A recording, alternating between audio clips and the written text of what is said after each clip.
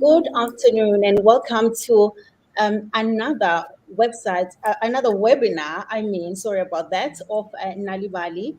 We know that it is a library week this week, and we know that libraries are very important to the community. And also, we're going to be discussing libraries and book lending as part of promoting the reading culture in South Africa. Did you know that only 58% of adults have access to a community library? That's the study that we did last year, the National Reading Survey results show that access to a community library is different in each and every province. And these are the dynamics that we're going to be discussing today. So I do have the panel that is here with me, and I would like them to introduce themselves so that we know exactly who we are with. I will start with you, Christelle. You can go ahead. Oh, thank you so much, Turi. I'm Christel Libbe. I'm from the City of Cape Town, Library and Information Services. I'm the head of professional services and programs. Thank you so much, Christelle, and thank you so much for being with us today. Bongiwe?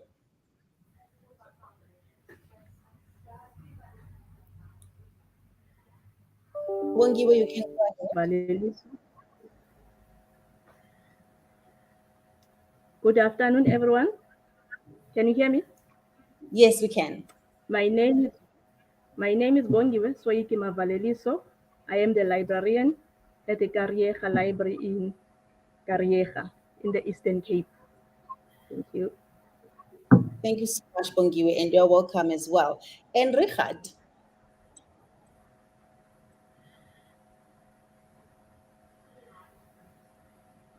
Richard, you can go ahead and introduce yourself.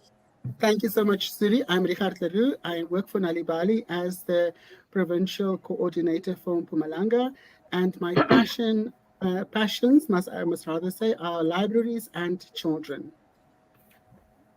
Thank you very much, Richard, and thank you for being with us today. So I will go straight to the questions that we have today because we know that is a long weekend and everybody is on the road trying to go to different places, to celebrate the long weekend. So I think this won't take even any longer than 30 minutes. So we'll just go right into it. So Richard, what role do you think libraries play in promoting a reading culture in South Africa? The City, I think that you were actually part of that promotion and awareness campaign quite recently in Cape Town when you joined the 6,000 more or less people on the road march, creating awareness around South African Library Week, but also, in line with that, the different functions and services that libraries can provide to their clientele, whether it's children who are clients of the library, whether it's people that come for information, whether it is people that need to use a computer to type up a CV or whatnot. Because I think so many times people, think libraries are just there for readers, but libraries fulfill such a much bigger role today. And, I am quite aware of some incredibly wonderful outreach programs that have taken place over the previous couple of years. I think it was the library in Sea Point who had this amazing baby and toddler program for toddlers and their nannies and mothers, where they created these young readers from a very young age. And then many public libraries, community libraries hold story hours, story sessions. There's holiday programs taking place. So through all of these endeavors, public libraries do aim to make people more aware of the services they render and the relevance of libraries in the 21st century. Thank you so much, Richard. And I think that, I will just go ahead and say that, yes, 76% of teenagers between the age of 16 and 17 are a group that actually has access to a community library. And I think it's important that you are raising also the needs that, the libraries are needed, but also what do you use libraries for? And maybe we can raise this percentage, through interventions like these. And I think I will go to you, Christelle, and ask, how have libraries evolved to meet the changing needs of readers in South Africa? Um, Libraries have evolved a lot. We are venturing much more in the digital world than before, especially public libraries. We also evolved in our partnerships, taking hands with other people with our community members, focusing on the community, collaborating more with community end goals, not library end goals or staff goals. So that's a thing that I see that's much more open and out there. And we are involved in social issues like unemployment, schooling, family building. We part of that whole question and answers of the society. We're no longer just supplying books like people think that we do. Um, our digital literacy programs are actually supporting real life challenges. It's not just teaching the basics, but supporting, for instance, parents joining their children to school. They have to do it online, so we're providing the resources to get them there. So we are providing the physical spaces, and that even changed. We now offer the PowerPoint plus the desk for them to charge their laptops, as well for the scholars, the students, and the businessman, for instance. So we've changed our way of thinking. It's no longer just books when you walk into a library. We're so much more. Thanks for that, Christel, because I know that these days, sometimes the youth will say, they want to make job applications, etc. They have no idea how to put together a CV. And also they don't have access to a computer just to be able to email the CV and find employment. And if they could know that if they go to a library, they can be able to achieve this and be able to also, play a part in the job market. I will go ahead and go to Bongiwe and ask, what are the challenges faced by librarians in South Africa in promoting a reading culture, and how can that be addressed? Um, South African libraries are faced with so many challenges, but I'll just highlight a few, starting with the lack of sufficient funds. I feel that the government is not doing enough to support the libraries. And the second being the restricted areas. Like in many population, especially in the underprivileged communities, either rural or urban locations, they don't get easy access to well-stocked libraries. And then the third one will be the illiteracy. The low level of literacy makes outreach programs very less effective. And then also the language barriers. The multilingual population of South Africa makes it difficult for libraries to provide all the reading material that will be accessible to all. And then lastly, I've got old library buildings, meaning that some buildings do not have easy access to them. They are not user friendly for everyone. And how these challenges can be addressed by expanding access, building more libraries, renovating the old libraries to make them easily accessible, um, sorry, extending the library, extending the operational hours so that we can accommodate everyone, because we've got people that knock off at 5, and then the libraries close at 5, and then by that time they want to come to the library is closed. So I think by extending the operational will also work. And implement literacy. What do I mean by that? I mean implementing library literacy programs for the young and the adult, starting from early childhood, like visiting the preschool, visiting the schools, and also visiting the old age homes. Multilingualism, ensuring that the libraries offer reading materials in all languages. That's all. That's all. Thank you. Yes, Wongiwe, I actually, yes, do like the response, because also the survey does show that the people who live in the deep rural areas or very far from the urban areas, sometimes they don't have access to a library at all. And I think this should be addressed, as you said, that if they could build more libraries and renovate the current ones that are in existence, that would actually help in building that reading culture. So, Christelle, are there any successful initiatives or programs implemented by libraries to encourage reading among different demographics in South Africa? Question. So yes, there's so many. I don't know where to start. But if I look at just the libraries around us, and the city of Cape Town's got 102 libraries, so I'm collating, what we do is summer reading programs. Every summer we've got a reading program that we roll out to all the libraries, so everybody's involved for 9 to 12 years old, to make sure that they keep ahead with their reading while they're on holiday. We also have reading clubs. We share that with a lot of libraries in South Africa. We've got outreach initiatives, story time, and Pram Jam. The one that Richard was talking about is the Pram Jam in Sea Point. We have quite a few Pram Jams for our little ones with the caregivers. And we offer books in all 3 languages in Cape Town, to make sure that our libraries are stocked. And we've got a special program that we do, as we've got 1,000 Stories Before School program that's rolled out to all our libraries, focusing on the little one, teaching the importance of stories and book sharing before they even can read. And it starts from birth. Mommy reads to the baby bump, we call it, and teach the mother already how to engage with books. When your child is born, you are more comfortable with that issue.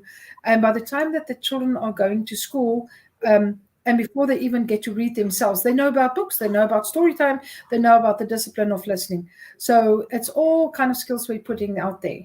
And of course, for our adults, we've got our Libby app, our digital books, our ebooks online that everybody can access. And our keyword is free access for anybody, regardless where they're from. So I like that, a little of everything that we support. We've just started a new program that we absolutely love, and it's Women's Information Skills Empowerment. We call it that. It's the WISE program. It's specifically for women, and we, over a few weeks, we teach them digital skills, empower them in the information of what a council can do for you and where to find help. So we empower the women to empower their communities, and that's just one of the few things that we do. Thank you very much for those points. And I think also just to mention, about book lending itself, that those timelines between someone lending a book and when to return it, if that timeline can also be revised, because we know that not everybody's a fast reader, and sometimes the timelines are too close together. Some people want to reread the book that they've borrowed. So it will be also great. And I think also just to put out there and teach people how to actually treat a book itself. I know that libraries have evolved. I mean, you like you mentioned, you provide digital spaces to meet, having a reading club, etc. But just the fundamental of why the library is there, I think there's a bit of education that needs to be put together. So also, I'll just go to you, Richard, and ask, how can partnerships between libraries, schools, and communities further enhance the promotion of reading culture in South Africa? All my success stories are from the Western Cape. And I think that should tell you something. No? I was looking at old notes from years ago when I was actually still working for the Department of Arts and Culture. And my advice to fellow librarians was, at that stage, go and look at what other libraries are doing. So, and for me, the point of reference was always the Central Library in Cape Town, because they did the most amazing programs in that library. And whatever happened in Cape Town Central Library, I implemented in our own library, also with big success. But the story that I want to come to is actually also a Nal'ibali story. And it was in 2017, 2018, when DGMT asked me to spearhead the Diaconia project. And then it was about the community and the libraries coming together, and also the schools. And one of the big problems that both Bongiwe and Christelle has highlighted is, that not everyone has that easy access to libraries because of the distance that they might stay away from the libraries. So what we did there was we trained community members from various churches. I said it was such an eye-opener for me at that stage, because it was the first time ever where Muslims and people from the Dutch Reformed Church and Urksa and Jehovah's Witnesses and Seventh-day Adventists, everyone sat around one table and they all acknowledged we all have the same problem. Let's take hands and let's do something about this. And it was an absolutely resounding success, because not only did we see how the children scholastic work improved, excuse my mom here behind me, but also through these community reading club leaders, we negotiated block loans from Elsis Rivier, Matroosfontein, Atlantis Library, and the libraries in the Dorings. And in all of those libraries, the book circulation went up with 1,000 books per month. And for me, that was absolutely astounding, because, that I know, especially in the Eastern Cape, just before COVID, a whole lot of libraries were closed down because local government or provincial government felt that libraries were not really performing as they should. And libraries, one of the things that libraries are reviewed on is their circulation. So here we saw in a very contained space how if communities and libraries and schools can start working together, how the one hand actually washes the other hand. So if that can be looked into further, our own Funza a program that we have with community leaders, when Nal'ibali train community leaders to go and read with children in schools. So there are many examples out there of working examples that can be copied and implemented in other places. Thank you so much, Richard. As you've said, that the Western Cape will be one of the best examples to give in terms of access to the library, because we know that the national average of library access is 58%, but the Western Cape leads with the whopping 86% of people accessing their libraries and using them the way they should be used. And on second place is Free State at 81%. Also, Northern Cape is 81%, by the way, which is quite a great thing, because we know that Northern Cape also, the distance between each city is very vast. So this is a great number, to work with. And Northwest is at 67%. 56% Gauteng, 56% from Mpumalanga as well. KwaZulu-Natal, 55% of library access. Limpopo, 45%, and Eastern Cape with 20%. So that is a very a great number, to know, so that we know that each province will try and say, let me do something as well with the library in my community, so that we can increase these numbers. And when the next survey comes up, they know that they've increased this number. So on the next questions, we're going to focus on access to books and resources in South Africa. So I'll ask Bongiwe and say, what are the barriers to accessing books and resources in South Africa, particularly in the underserved communities?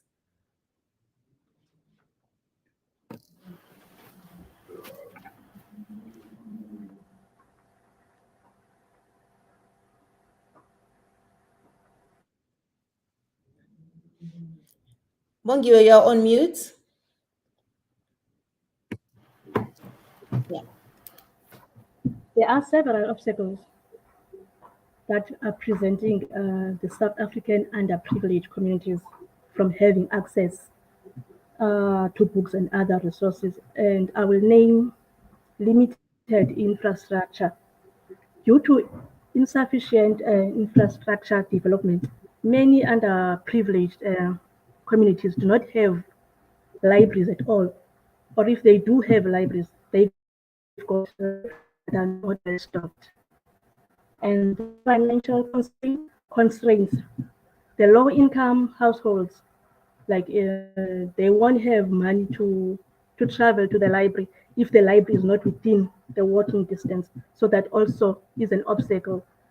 And then the geographical isolation. Due to their remote location and constrained transit alternatives, these communities that are underprivileged find it difficult to go to the libraries. That's all. Thank you.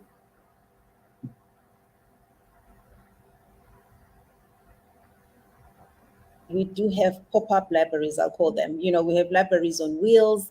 We've got powered story time. We've got so many initiatives where libraries, we try to bring books to children in so many ways, other than just having a building and saying this is a library, because we know that even applying for this access and saying build a library next to my home it's a very it's a complicated situation, and it needs to take longer than we expect. So I think it's great to try and see if we can put in a temporary situation so that children can continue to access books, even if the situation is like the way that you explain. And I will move over to Christelle and say, are there any initiatives or projects aimed at increasing access to books for disadvantaged populations? Yes, I can think of quite a few. I love the idea about libraries being free for all communities wherever they are. But I do agree with Bongi. There's not a lot of libraries in all the communities. We are lucky in some provinces where others do not have the privilege that we always take for granted. Our disadvantaged communities should have exactly what everyone's got. So we are trying from our side to have things to enhance a little bit the education and passing on of books. So we have block loans that we're handing out to our schools, to our precious and so on, that we make sure that books are around, so that you get to know the books by the time that they become library members. They know exactly what to do. So our teachers are library members until our kids are ready, and then we bring them on board. We also have things like the care card. If a homeless person, for instance, do not have access to address, he can't have a library card. That's the rules. But if we can have iCare card is one of our cards, is where you can book your book for the evening, and tomorrow it will be back in the library for you. Excuse me.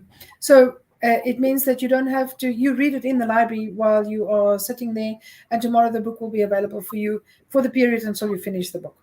Because that we're trying to give that extra service for everyone to make sure everyone is on board.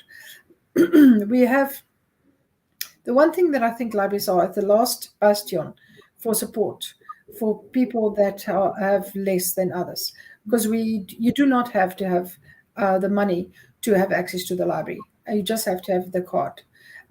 So we have that one. We also have books for this physical disadvantages persons. So, for instance, we've got relationships with people for library for the blind. So we have to think of access for all, no matter where you're from. So we're looking at our book stock or everything like that. One of the projects that we have, a special buys project, we call it, we specifically bought books because we found that our libraries could not put their hands through the vendor system to board books specifically. So we created a system where we could buy board books for all libraries and then distribute it accordingly to make sure that when we have our first child walk into the library and they have books that's specifically for them, let's put it that they roll into the library on the prams, so that they have books for them to access. So we're looking at holistic answers sometimes in libraries. We don't have a one answer for all, but we adapt according to a community, what they need, and that's the answer we give. So libraries is one of those that we have.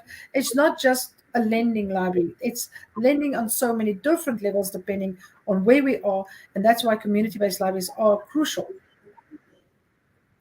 Thank you so much, Christelle. And just to move over and ask Richard and say, what role can schools, parents, and even communities can play in supporting the reading habits amongst the youth?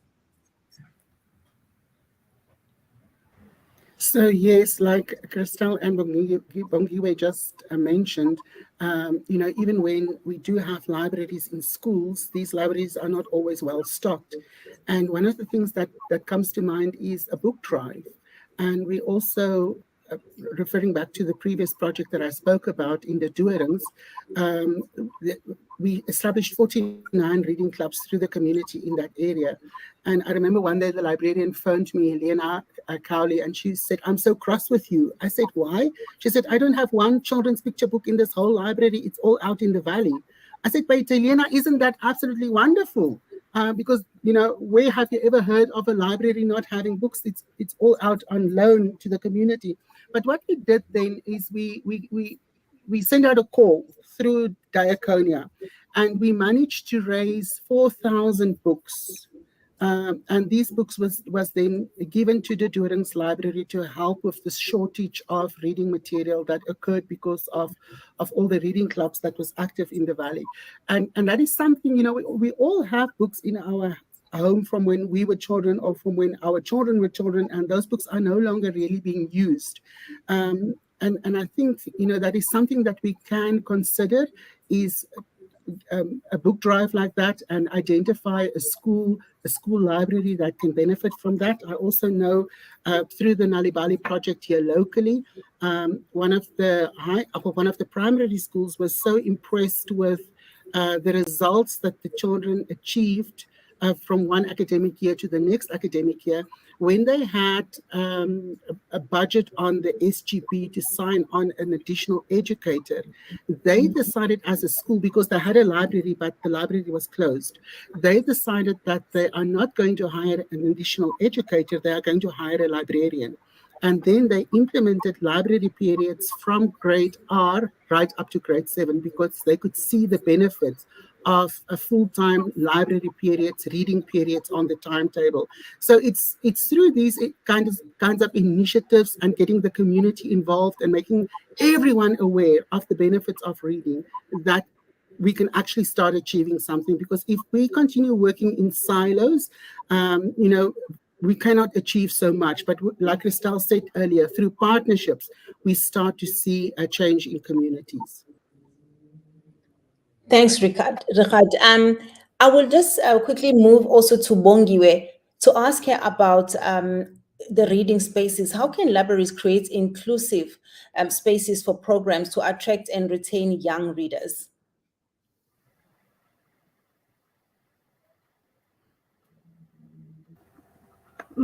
Libraries can create inclusive spaces and programs to attract and retain young readers by implementing the following strategies. Welcoming environment.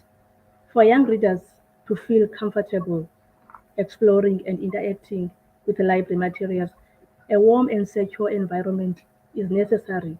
For example, a nice decor, kid-friendly furniture can make the area of the library accessible to young readers from all different backgrounds.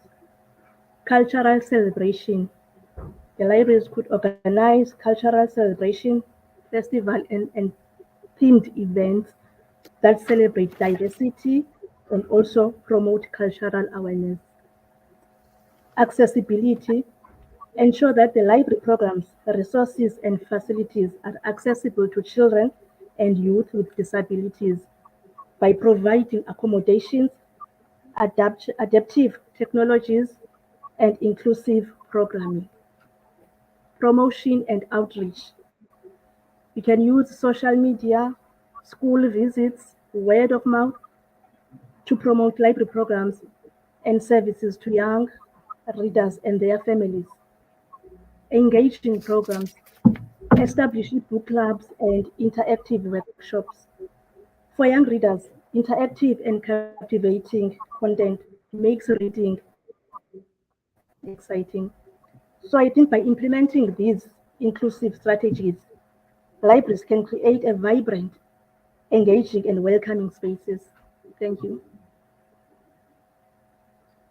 Thank you so much, Bongiwe. And that's why earlier also I said it will be good also because inclusively we are in the digital age, and also libraries can offer digital materials and also internet access. I think already in some libraries this is already happening, but the ones in the underserved community will actually it will be more beneficial to actually have these digital services included. So that will be one.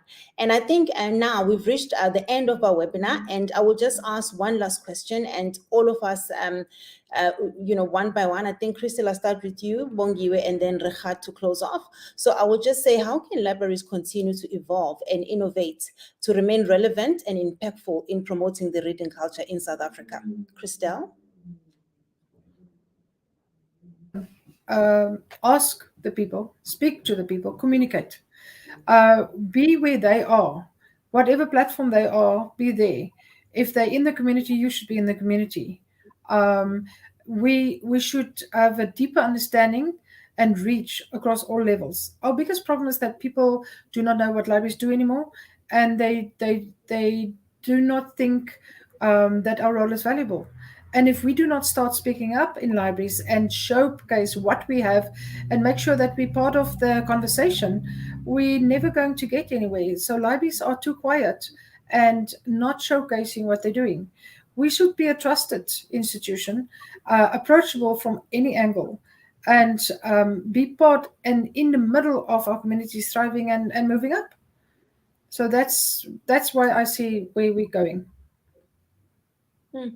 Thank you so much, Christelle. And just to mention, Christelle is a passionate public librarian that has been in various library positions in the last 30 years. And that is really a long time, 3 decades. She started a career as a teacher, assistant librarian, then she became a librarian, senior librarian, chief librarian, and currently she is the head of professional services and programs in the library and information services department in the city of Cape Town. She is a firm believer of mentoring and sharing information. So I'll go on and go to you, Bongiwe.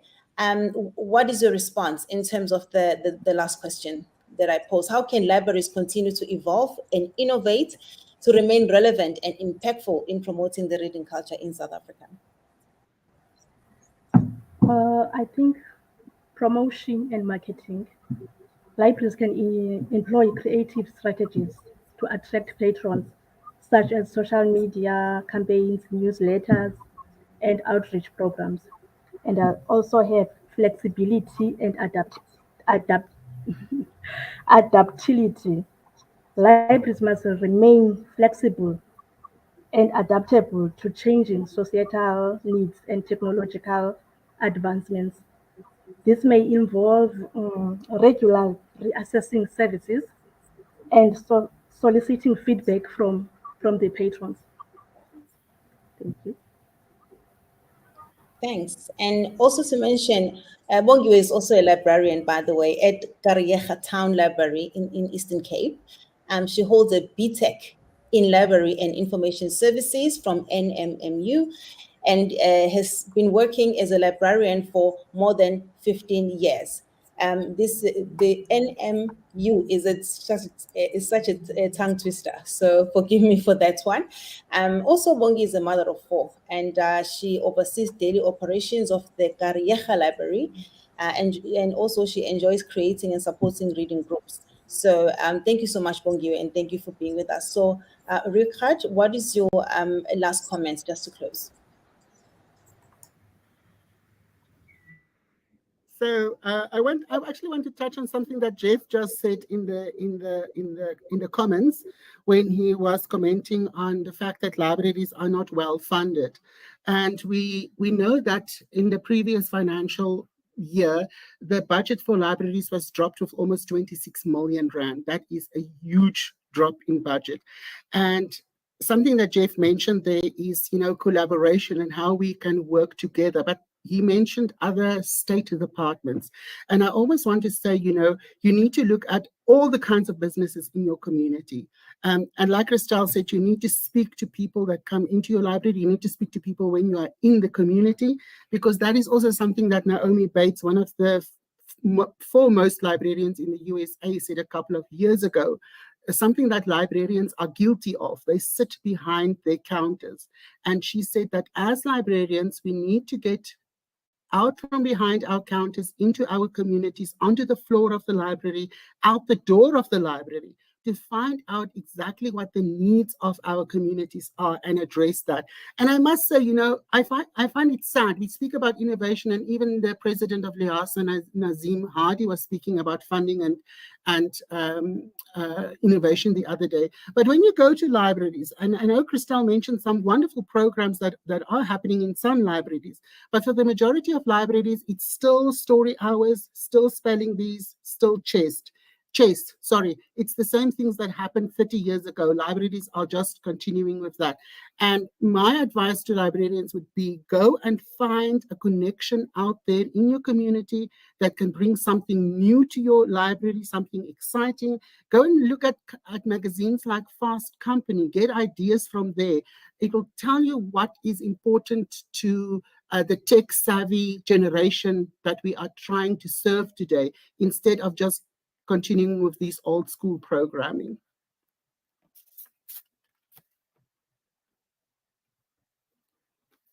Nal'ibali. He currently heads the province of Mpumalanga as a provincial coordinator. And also Richard has been in the game for over 30 years as well, in literacy game, basically. And also Richard has been in different sectors, the education sector. He's been a librarian and a trainer. He holds a PG Deep LIS from UCT, where he's also currently busy with an MPhil full research at the Department of Knowledge and Information Stewardship. He'll also serve as a member of LIASA Western Cape, EBSA, and NCLIS, which is a statutory body that advises the respective South African government ministers on library and information sciences. So thank you so much for being with us today, to the panel, etc. And I think any question that we didn't respond to during the webinar, we will just send those responses when we post the webinar live, so we'll be able to see what we have to say about what you have commented about. So thank you very much, and thank you for your time. Have a great weekend. Thank you.